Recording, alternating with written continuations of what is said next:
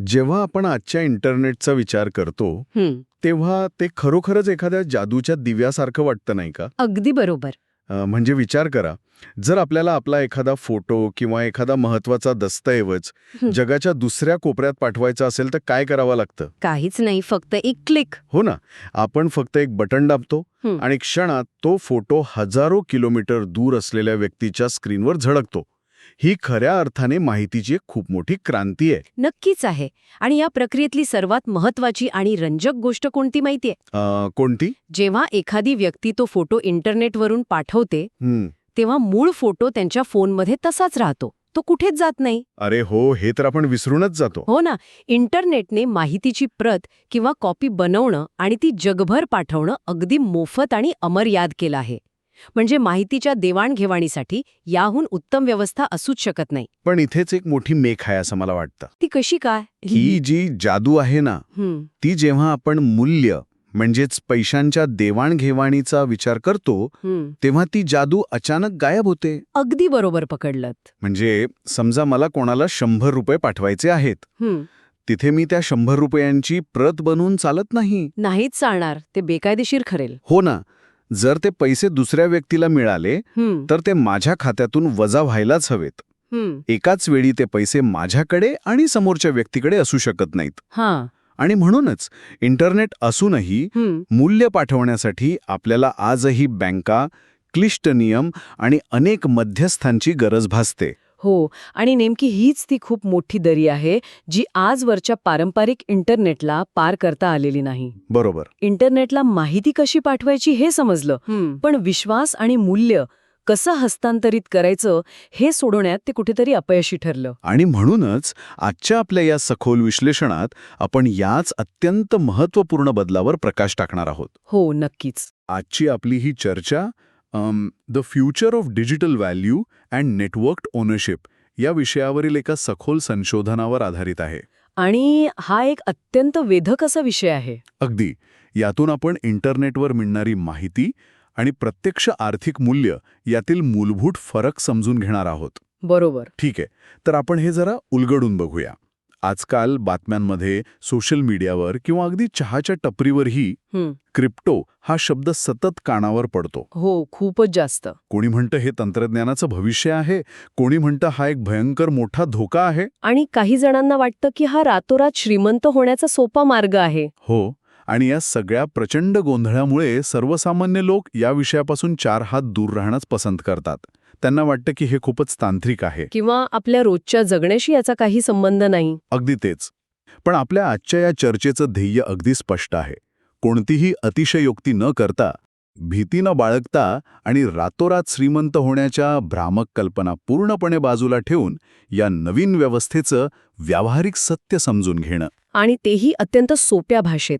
आपण आज तंत्रज्ञानाच्या अतिक्लिष्ट जंजाळात किंवा कोडिंगच्या भाषेत अजिबात अडकणार नाही आहोत. हे ऐकून नक्कीच अनेकांना दिलासा मिळेल. हो ना, त्याऐवजी पैशाचं आणि मालकी हक्काचं स्वरूप येत्या काळात मुळासकट कसं बदलणार आहे याची एक अतिशय स्पष्ट पूर्वकल्पना आपण घेणार आहोत. बरोबर.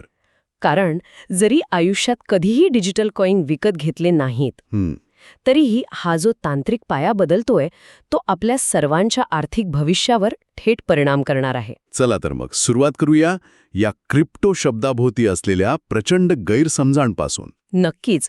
जेव्हा हा शब्द उच्चारला जातो तेव्हा बहुतांश लोकांच्या मनात फक्त एकच गोष्ट येते, बिटकॉईन. हो, किंवा शेअर बाजारासारखा चालणारा एखादा सट्टा बाजार. अगदी तीच.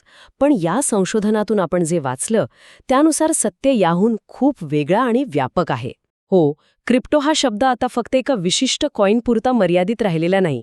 तो एक प्रकारचा शॉर्टकट बनला आहे. शॉर्टकट म्हणजे कसं? जसा बघा, वाहन या एकाच शब्दाखाली स्कूटर येते, बस येते. हो, आणि मालवाहू ट्रक सुद्धा येतो. अगदी तसंच क्रिप्टो या शब्दाखाली अनेक नवनवीन तंत्रज्ञान, नेटवर्क्स आणि संकल्पना एकत्र येतात. या डिजिटल पैसे, ऑनलाईन टोकन्स आणि ब्लॉकचेन यांसारख्या पायाभूत सुविधांचा समावेश होतो. म्हणजे हा जो गोंधळ आहे तो यामुळेच आहे कारण लोक या पूर्णपणे वेगवेगळ्या गोष्टींना एकच समजतात. हो, ती एक खूप मोठी चूक आहे. म्हणजे इंटरनेट हे जसं माहिती पाठवण्याचं नेटवर्क आहे, तसं क्रिप्टो हे डिजिटल मूल्य निर्माण करण्याची आणि हस्तांतरित करण्याची एक नवीन व्यवस्था आहे. अगदी सोप्या भाषेत सांगायचं तर तेच आहे. मगाशी आपण त्या फोटोचं उदाहरण दिलं. हो. माहितीची देवाणघेवाण सोपी आहे, पण पैशांसाठी मध्यस्थ लागतात. हो. मग मला सांगा, ही नवीन व्यवस्था पैशांच्या देवाणघेवाणीतली ती मध्यस्थांची अडचण नक्की कशी सोडवते? यातली सर्वात लक्षवेधी गोष्ट कोणती माहितीये? कोणती? क्रिप्टो हे केवळ एखादं चलन किंवा कॉइन नाहीये, तर ती एक संपूर्ण नवीन पायाभूत सुविधा किंवा इन्फ्रास्ट्रक्चर आहे. अच्छा. आजच्या पारंपरिक व्यवस्थेत आपण एका मध्यवर्ती संस्थेवर म्हणजेच बँकेवर पूर्णपणे अवलंबून असतो. हो, बँकच सर्व ठरवते. अगदी. बँक हीच ठरवते की कोणाच्या खात्यात किती पैसे आहेत. बँक म्हणजे एक प्रकारचा मध्यवर्ती हिशोबनीस. बरोबर आहे. पण ही नवीन सिस्टम एका वेगळ्याच तत्वावर काम करते. ती एका नेटवर्कवर आधारित डिजिटल लेजर म्हणजेच नोंदवहीचा वापर करते. नोंदवही. हो. आणि हे लेजर एखाद्या बँकेच्या बंद तिजोरीत किंवा एकाच सर्व्हरवर नसून नेटवर्कवरील हजारो लाखो संगणकांवर एकाच वेळी विभागलेलं असतं. बापरे. पण इथेच हा विषय खऱ्या अर्थाने रंजक ठरतो. कसं काय? आणि मला इथे एक छोटासा आक्षेप घ्यायचा आहे. हो, घ्या ना. जर आपण आपल्या आजच्या दैनंदिन जीवनाकडे पाहिलं, तर आज आपण सगळेच आधीच डिजिटल पेमेंट्स करत आहोत. म्हणजे दुकानात जातो, QR कोड स्कॅन करतो. हो, आणि अवघ्या एका सेकंदात पैसे पाठवतो. अगदी. सर्वांच्या फोनमध्ये बँकिंग ॲप्स आहेत. आपलं आर्थिक आयुष्य एका अर्थी आधीच पूर्णपणे डिजिटल झालंय. हे खरंय. मग एखादा सर्वसामान्य माणसाला हा अत्यंत साहजिक प्रश्न पडेल की जर माझा बँकिंग ॲप आणि QR कोड एवढं छान काम करतंय, तर मग या नवीन ब्लॉकचेनची किंवा असल्या कुठल्याही विकेंद्रित व्यवस्थेची खरंच गरज काय? हा एक अत्यंत रास्त आणि महत्वाचा प्रश्न आहे. आणि अनेक अभ्यासक नेमका हाच प्रश्न विचारतात. हो ना? आता बघा, आजचे बँकिंग ॲप्स दिसायला नक्कीच चकचकीत आणि डिजिटल आहेत. तुम्ही स्क्रीनवर बटन दाबता आणि व्यवहार होतो. पण त्यामागील जी यंत्रणा आहे ती अजूनही पूर्णपणे केंद्रीकृत किंवा सेंट्रलाइज्ड आहे. म्हणजे सगळं नियंत्रण एकाच जागी. अगदी. याचा सरळ अर्थ असा की तुमचा पैसा, तुमचे सर्व व्यवहार आणि तुमची ओळख एकाच बँकेच्या सर्व्हरवर आणि त्यांच्या पूर्ण नियंत्रणाखाली आहे. अच्छा. तुमचा तो डिजिटल अनुभव खरा असला तरी तो एका पारंपरिक, जुन्या आणि एका जागी केंद्रित असलेल्या पायाभूत सुविधेवर उभा आहे. म्हणजे जर बँकेचा सर्व्हर डाऊन झाला तर तुमचं ते चकचकीत ॲप काहीही काम करू शकत नाही, पैसे अडकतात. अरे जा. म्हणजे असं म्हणता येईल का की आपला ॲप फक्त एक सुंदर खिडकी आहे? हो. पण आतलं जे जुनं रेकॉर्ड बुक आहे ते आजही बँकेच्याच तिजोरीत बंदिस्त आहे. एकदम अचूक उदाहरण. या उलट ब्लॉकचेन हे एक असं डिजिटल लेजर आहे जे विकेंद्रित किंवा डिसेंट्रलाइज्ड असतं. इथे तुमच्या पैशांचा मालकी हक्क थेट नेटवर्कवर असतो, कोणा एका बँकेच्या सर्व्हरवर नाही. पण मग इथे कळीचा प्रश्न निर्माण होतो. कोणता? आपण म्हणतो की हे रेकॉर्ड बुक नेटवर्कवरच्या हजारो संगणकांवर विभागलेलं आहे. हो. तर मग एखादा हुशार हॅकर स्वतःच्या संगणकावरची नोंद बदलून स्वतःच्या खात्यात कोट्यवधी रुपये का जमा करू शकत नाही? हां. तिथे बँकेचा मॅनेजर तर नाहीये त्याला थांबवायला. मग तिथे फसवणूक कशी टळते? हाच तर या तंत्रज्ञानाचा सर्वात मोठा चमत्कार आहे. कसं काय? हे समजण्यासाठी एक सोपं उदाहरण घेऊया. कल्पना करा की एका मोठ्या वर्गात हजारो विद्यार्थी बसले आहेत. बर. आणि ते सर्वजण गणिताचा एकच पेपर सोडवत आहेत. परीक्षा संपल्यावर ते एकमेकांचे पेपर तपासतात. जर एका विद्यार्थ्याने चालाकी करून स्वतःच्या पेपरवर चुकीचं उत्तर बरोबर दाखवण्याचा प्रयत्न केला तर काय होईल? तर बाकीचे 9,999 विद्यार्थी त्यांचे पेपर पाहतील, त्यात आणि या विद्यार्थ्याच्या माहितीत तफावत आढळेल. अच्छा. आणि ते सर्वजण मिळून त्या एका खोट्या पेपरला तत्काळ बाद ठरवतील. अरे बापरे. याला तांत्रिक भाषेत कॉन्सेन्सस किंवा एकमत म्हणतात. कन्सेन्सस. हो. नेटवर्कवरील हजारो संगणक प्रत्येक व्यवहाराची सतत एकमेकांसोबत पडताळणी करत असतात. तिथे कोणा एकाला खोटं बोलता येत नाही. कारण बाकीचे सर्व त्याला नाकारतात. अगदी. यासाठी कोणत्याही मानवी मध्यस्थाची किंवा बँकेच्या मॅनेजरची गरज लागत नाही. गणित आणि प्रोग्रॅमिंग स्वतःच सुरक्षेची हमी देतात. बापरे. म्हणजे हजारो संगणक एकमेकांचा होमवर्क तपासत आहेत. हे खरोखरच भन्नाट आहे. हो ना. म्हणजे इथे आपण माणसांवर किंवा संस्थांवर विश्वास ठेवण्याऐवजी थेट गणितावर आणि सिस्टमवर विश्वास ठेवत आहोत. अगदी तेच. आता हे समजल्यावर या संशोधनातून पुढे आलेल्या एका आणखी भन्नाट आणि विचार करायला लावणाऱ्या संकल्पनेकडे वळूया. हो, कोणती? ती म्हणजे प्रोग्रॅमेबल मनी. हा खूप रंजक भाग आहे. हा शब्द ऐकायला एखाद्या सायफाय चित्रपटासारखा वाटतो. म्हणजे पैसा कसा काय प्रोग्राम करता येऊ शकतो? याचा अर्थ असा की पैसा आता चक्क एका सॉफ्टवेअरसारखा काम करणार. अगदी तसंच. प्रोग्रॅमेबल मनी म्हणजे असा पैसा ज्यामध्ये तुम्ही काही नियम किंवा अटी प्रोग्रॅम करू शकता. म्हणजे अटी कशा प्रकारच्या? सोप्या भाषेत सांगायचं तर, जर अमुक ते गोष्ट घडली तरच तमुक पैसे हस्तांतरित होतील असे नियम त्या पैशांच्या डिजिटल कोडमध्येच लिहून ठेवता येतात. अच्छा. याला स्मार्ट कॉन्ट्रॅक्ट म्हणतात. आणि जेव्हा ती ठरलेली अट प्रत्यक्ष पूर्ण होते तेव्हा कुणाच्याही परवानगीची वाट न पाहता किंवा मध्यस्थाशिवाय पैसे आपोआप समोरच्याला हस्तांतरित होतात. या रिसर्चमध्ये मी एक अतिशय भन्नाट उदाहरण वाचलं होतं, ज्याने माझी या विषयाकडे बघण्याची पद्धतच बदलली. कोणतं उदाहरण? कल्पना करा, भविष्यकाळात एक इलेक्ट्रिक वाहन स्वतःहून एका चार्जिंग स्टेशनवर जाईल. आता सध्या काय होतं? माणूस गाडीतून उतरतो, ॲप उघडतो, बँक तो व्यवहार पास करते आणि मग पैसे कट होतात. हो, हीच पद्धत आहे. पण भविष्यात या प्रोग्रामेबल मनीमुळे ते वाहन स्वतःच्या डिजिटल वॉलेटमधनं स्वतःच्या चार्जिंगचे पैसे आपोआप देईल. अगदी बरोबर. जशी वीज गाडीत जाईल तसा सेकंदाचा पैसा गाडीच्या वॉलेटमधून स्टेशनच्या वॉलेटमध्ये जात राहील, कोणत्याही माणसाच्या हस्तक्षेपाशिवाय. हे उदाहरण खरोखरच डोळे उघडणारं आहे. जर आपण याचा मोठ्या आणि व्यापक संदर्भाशी संबंध जोडला तर आपल्या लक्षात येईल की हे फक्त एक मशीन दुसऱ्या मशीनला पैसे दिल्यापुरतं मर्यादित नाही. मग अजून काय होऊ शकतं? या बदलामुळे सॉफ्टवेअर, अर्थकारण आणि डिजिटल कॉमर्स यांच्यातील ज्या सीमारेषा आहेत त्या झपाट्याने पुसट होत आहेत. म्हणजे कसं? यामुळे सेवा अत्यंत गतिमान बनत आहेत. एखाद्या कलाकाराने बनवलेलं गाणं जेव्हा इंटरनेटवर वाजवलं जाईल तेव्हा कोणत्याही म्युझिक कंपनीच्या मध्यस्थीशिवाय त्या कलाकाराला थेट पैशांचा काही अंश आपोआप मिळत राहील. अरे वा, हे तर खूपच छान आहे. हो, हे सर्व प्रोग्रामेबल मनीमुळे शक्य होतं. आणि यासोबतच आणखी एक मोठा मुद्दा या चर्चेतून पुढे येतो, तो म्हणजे डिजिटल मालकी हक्क. Digital ownership. हो, आज आपण अतिशय अभिमानाने म्हणतो की आपण डिजिटल जगात जगतोय. आपण गाणी ऐकण्यासाठी, चित्रपट पाहण्यासाठी किंवा सॉफ्टवेअर वापरण्यासाठी दर महिन्याला सबस्क्रिप्शनचे पैसे देतो. हो, सगळेच देतात आजकाल. किंवा एखाद्या ॲपवर डिजिटल पुस्तक विकत घेतो. पण गंमत बघा, आपण पैसे देऊनही त्या डिजिटल वस्तूंचे आपण खऱ्या अर्थाने मालक नसतो. अगदी अचूक निरीक्षण आहे हे. आपण फक्त ती सेवा एक प्रकारे भाड्याने घेतलेली असते. हो, सध्याच्या इंटरनेटवर आपण प्लॅटफॉर्म्सच्या नियमांच्या पूर्णपणे अधीन असतो. जर उद्या त्या कंपनीने तुमचं अकाउंट बंद केलं किंवा त्यांना तो चित्रपट दाखवण्याचे हक्क उरले नाहीत तर काय होतं? तर तुमचा त्या गोष्टीवरील सर्व प्रवेश एका सेकंदात नाकारला जातो. तुम्ही खरेदी केलेलं पुस्तकही तुमच्या डिजिटल लायब्ररीतून रातोरात गायब होऊ शकतं. म्हणजे थोडक्यात सांगायचं तर सध्याचं इंटरनेट हे कंपन्यांच्या मालकीचं इंटरनेट आहे. बरोबर. पण इथेच क्रिप्टो टोकन्स आणि विकेंद्रित नेटवर्क्स खऱ्या डिजिटल मालकीचा प्रयोग करत आहेत. अच्छा, म्हणजे इथे मालकी आपलीच असते. हो, इथे नेटवर्कवर एक कायमस्वरूपी नोंद असते की अमुक एका डिजिटल वस्तूची मालकी निश्चितपणे कोणाकडे आहे. आणि ती मालकी कोणत्याही एका कंपनीच्या किंवा प्लॅटफॉर्मच्या डेटाबेसवर अवलंबून नसते. हे खूपच क्रांतिकारी आहे. हो ना?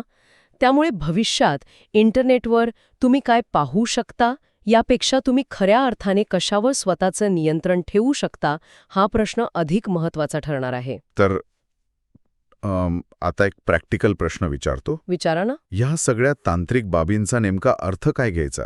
हे सर्व ऐकायला खूप प्रगत, भविष्यातलं आणि कदाचित थोडं गुंतागुंतीचं वाटतं. हो, सुरुवातीला तसं वाटतंच. पण जो सामान्य माणूस आपल्या आयुष्यात कधीही क्रिप्टोकरन्सीचा एक छोटासा हिस्साही विकत घेणार नाही, ज्याला ट्रेडिंग करायचं नाहीये, त्याच्यासाठी हे सर्व जाणून घेणं का महत्वाचं आहे? त्याला याचा काय फायदा? कारण कसं आहे ना, मानवी इतिहासात आपण अनेकदा पाहिलं आहे की तंत्रज्ञान आपल्या दैनंदिन सवयी बदलण्याआधीच आपल्या आजूबाजूची संपूर्ण आर्थिक आणि सामाजिक व्यवस्था बदलत असतं. म्हणजे नेमकं कसं? जसं आपण इंटरनेटचे क्लिष्ट तांत्रिक प्रोटोकॉल न समजताही अतिशय सहजपणे जगाचा पाठीवर कुठेही व्हिडिओ कॉल करतो. हो, तिथे आपण कोड कुठे वाचत बसतो. अगदी तसंच भविष्यात क्रिप्टो हे तंत्रज्ञान न समजताही आपण त्याची पायाभूत सुविधा नकळतपणे वापरत असू. अच्छा. आर्थिक व्यवस्था जेव्हा मुळापासून बदलते तेव्हा त्याचा परिणाम समाजातील तळागाळातील प्रत्येक घटकावर होतोच. आणि हे बदल समजून घेण्यासाठी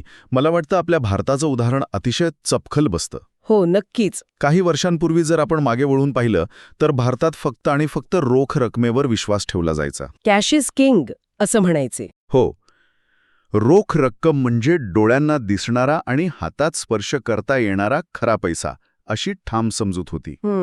पण आपण पाहिलं की अगदी अल्पावधीतच भारताने QR कोड आणि डिजिटल पेमेंट्स अत्यंत वेगाने स्वीकारले. हो, हा बदल खूपच थक्क करणारा होता. आज रस्त्यावरचे भाजी विक्रेते, रिक्षावाले, ते अगदी सामान्य कुटुंबे सर्वच जण एका स्कॅनवर पैशांचे व्यवहार करतात. भौतिक पैशाची जागा मोबाईलवर दिसणाऱ्या आकड्यांनी घेतली आहे. हीच ती सर्वात महत्वाची शिकवण आहे. लोकांच्या सवयी वेगाने बदलू शकतात. जेव्हा एखादं तंत्रज्ञान खरोखर उपयुक्त, सोयीस्कर आणि सुरक्षित असतं तेव्हा समाज ते अत्यंत वेगाने स्वीकारतो. बरोबर. भारताचा हा झपाट्याने झालेला आर्थिक बदल हे सिद्ध करतो की पैसा ही संकल्पना कधीही स्थिर नसते. ती काळासोबत सतत उत्क्रांत होत असते. हो, अगदी वस्तुविनिमय, मग सोनं, मग कागदी नोटा आणि मग प्लास्टिक कार्ड्स आणि आता डिजिटल स्कॅन. म्हणूनच या नवीन डिजिटल व्हॅल्यूकडे आपण दुर्लक्ष करू नये, कारण आपण भारतीय लोक आधीच नवीन आर्थिक बदल स्वीकारण्यात जगात आघाडीवर आहोत. आणि याचे थेट फायदेही आहेतच. समजा परदेशात काम करणारा एखादा भारतीय कामगार आपल्या मायदेशी गावाकडे पैसे पाठवतो. हो, रेमिटन्सेस. पारंपरिक पद्धतीत यात अनेक दिवस लागू शकतात. मोठे शुल्क आकारले जाते आणि मध्ये अनेक बँका असतात. पण या नवीन ब्लॉकचेनवर आधारित व्यवस्थेत हे हस्तांतरण अगदी एखादा ईमेल पाठवल्यासारखं जलद आणि अत्यंत कमी खर्चात थेट होऊ शकतं. अगदी सहज. किंवा वेगवेगळ्या देशांतील ग्राहकांसाठी काम करणाऱ्या आजच्या पिढीतील फ्रीलॅन्सर्सचा विचार करा. त्यांना एका देशातून दुसऱ्या देशात पैसे मिळवणं किती सोपं होऊ शकतं. शिवाय असे डिजिटल क्रिएटर्स जे कोणत्याही मध्यस्थ कंपनीशिवाय थेट आपल्या स्वतःच्या समुदायासोबत जोडून स्वतःची वेगळी अर्थव्यवस्था उभी करू पाहत आहेत. त्यांच्यासाठी तर ही एक पूर्णपणे नवीन आणि मोठी संधी आहे. पण इथे मला थांबायलाच हवा. काय झालं? नाण्याला नेहमी दोन बाजू असतात आणि आपण केवळ उज्ज्वल आणि सकारात्मक बाजू पाहून चालणार नाही. नक्कीच नाही. या चर्चेत आपण आत्तापर्यंत ज्या चांगल्या गोष्टी ऐकल्या त्या थोड्या युटोपियन किंवा स्वप्नवत वाटू शकतात. पण वास्तव हे आहे की जेव्हा आपण बातम्या वाचतो तेव्हा मोठ्या घोटाळ्यांच्या बातम्या येतात. म्हणजे मोठ्या कंपन्या बुडाल्याच्या आणि लोकांचे अब्जावधी रुपये रातोरात गायब झाल्याच्या बातम्या आपण वाचतो. हो, हे घडलं आहे. बाजारातील भयानक अस्थिरता, फसवणूक आणि हॅकिंग हे सर्व तर डोळ्यांसमोर आहेच. मग एखाद्या सर्वसामान्य माणसाला जर वाटलं की हा फक्त जुगारी लोकांचा, सट्टेबाजांचा आणि सायबर गुन्हेगारांचा अड्डा आहे, तर त्यात त्याची काय चूक? अजिबात चूक नाही. मग या सगळ्यावर विश्वास तरी कसा ठेवायचा? हा अत्यंत रास्त आणि जमिनीवरचा प्रश्न आहे आणि यावर आपण डोळेझाक करून अजिबात चालणार नाही. बाजारातील अस्थिरता, स्कॅम्स आणि तांत्रिक चुका या अतिशय वास्तव गोष्टी आहेत. सध्या या नवीन तंत्रज्ञानाच्या आजूबाजूला एक प्रकारचा वाईल्ड वेस्ट किंवा अंधाधुंदीचा काळ सुरू आहे. Wild West? हो, म्हणजे लोक रातोरात श्रीमंत होण्याच्या आशेने यात काहीही न समजता पैसे टाकतात आणि बुडतात. बरोबर. आणि दुसरा मोठा गैरसमज म्हणजे क्रिप्टो सर्व पारंपरिक संस्थांना रातोरात संपवून टाकेल. तसं अजिबात होणार नाहीये. म्हणजे बँका राहणार? हो, नक्कीच. नियमन, बँकांचं महत्त्व आणि जुन्या व्यवस्थांचं स्वतःचं एक भक्कम स्थान आहे आणि ते राहणारच. मग हे जे रोज होणारे घोटाळे आहेत त्याकडे आपण कसं बघायचं? कारण साहजिकच भीती तर वाटतेच. यासाठी आपण थोडं इतिहासात डोकावून पाहूया. सुरुवातीच्या इंटरनेटच्या काळात म्हणजे 90च्या दशकातही नेमकं असंच घडलं होतं. अच्छा, म्हणजे .com बबल? अगदी तेच.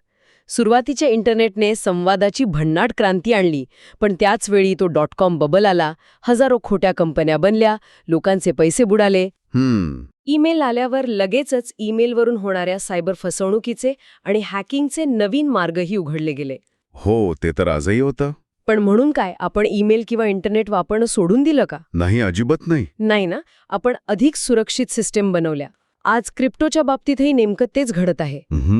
घोटाळ्यांची उपस्थिती ही आपल्यासाठी एक मोठी धोक्याची घंटा नक्कीच आहे, पण म्हणून त्याच्या मुळाशी असलेलं क्रांतिकारी तंत्रज्ञानच नाकारणं म्हणजे आजारपणाच्या भीतीने जगणंच सोडून देण्यासारखं ठरेल.